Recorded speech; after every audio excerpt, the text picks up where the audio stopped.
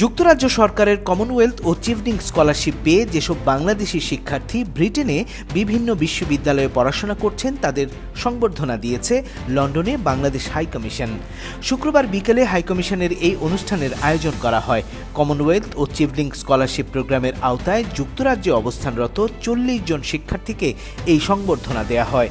অনুষ্ঠানে যুক্তরাজ্যের foreign Commonwealth and development office, Commonwealth secretariat, Commonwealth scholarship commission প্রতিনিধি এবং ঢাকাস্থ ব্রিটিশ হাইকমিশনের কান্ট্রি ডিরেক্টর উপস্থিত ছিলেন। অনুষ্ঠানে বাংলাদেশের হাইকমিশনার আবিদা ইসলাম বলেন, কমনওয়েলথ ও চিভনিং স্কলারদের এই অসাধারণ অর্জন বাংলাদেশের ভবিষ্যৎ নিয়ে আশাবাদী করে তোলে। We're looking for from this program is to increase the links between Bangladesh and the UK. That benefits everybody. It benefits the UK because we want the UK tertiary education sector to be very internationalized, but it also, we hope, benefits the Bangladesh. Abida ইসলাম আরও বলেন, এই স্কলারশিপগুলো কেবল academic সুযোগ নয়, এগুলো নেতৃত্ব, উদ্ভাবন এবং বৈশ্বিক বোঝাপড়ার ক্ষেত্রে একটি বড় বিনিয়োগ। এজন্য যুক্তরাজ্য সরকার, কমনওয়েলথ সেক্রেটারিয়েট, FCDO এবং স্কলারশিপ কমিশনের প্রতি তাদের অব্যাহত সহায়তা ও সহযোগিতার জন্য গভীর কৃতজ্ঞতা প্রকাশ করেন হাইকমিশনার। শিক্ষার্থীদের বাংলাদেশের দূত হিসেবে উল্লেখ করে হাইকমিশনার আহ্বান জানান যাতে তারা নিজেদের নতুন চিন্তাধারা তৈরি এবং দৃষ্টিভঙ্গি প্রসারিত করেন। There's a desire to offer as many scholarships as possible. That's what everybody would love to do. Of course, the resources are constrained and they're always heavily fought over. So there always ends up being a huge element of competition for the scholarships.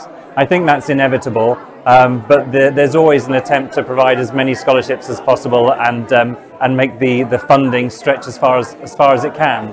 The other thing that we look for to try to increase the number of scholarships is partnerships. We're looking for organisations, companies, foundations who might want to partner with Chevening in particular countries who would enable us to be able to offer more scholarships for a particular country. যুক্তরাজ্য অবস্থানের পুরো সময় জুড়ে হাইকমিশনের তরফ থেকে শিক্ষার্থীদের সর্বাত্মক সহযোগিতার আশ্বাস দেয়া হয়। বাংলাদেশে ব্রিটিশ কাউন্সিলের কান্ট্রি ডিরেক্টর স্টিফেন ফোর্বস বলেন, এ ধরনের স্কলারশিপের মাধ্যমে বাংলাদেশ এবং ব্রিটেনের মধ্যে সম্পর্ক আরও জোরালো হবে এবং উভয় দেশ পরস্পরের কাছ থেকে লাভবান হবে।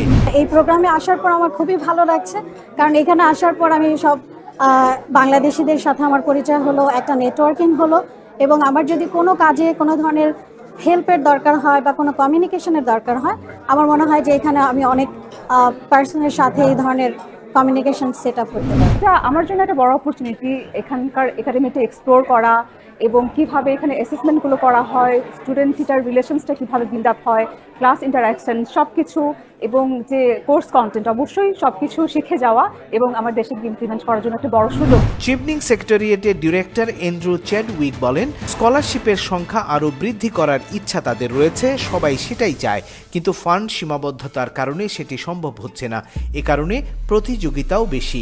স্কলারশিপ বাড়ানোর জন্য বিভিন্ন প্রতিষ্ঠান, ফাউন্ডেশন এবং কোম্পানির সাথে পার্টনারশিপের মাধ্যমে কাজ করার চেষ্টা করা হবে বলে প্রতিশ্রুতি জানান তিনি।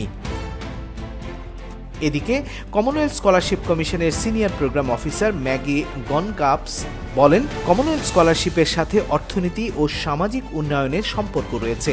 তারা আশা করেন এই স্কলারশিপের আওতায় যুক্তরাজ্যে আসা শিক্ষার্থীরা দেশে ফিরে গিয়ে তা কাজে লাগাবেন এবং নিজেদের কমিউনিটিতে উন্নয়নে ভূমিকা রাখবেন। মাহবুব শারক, পলিটিকা টিভি, লন্ডন।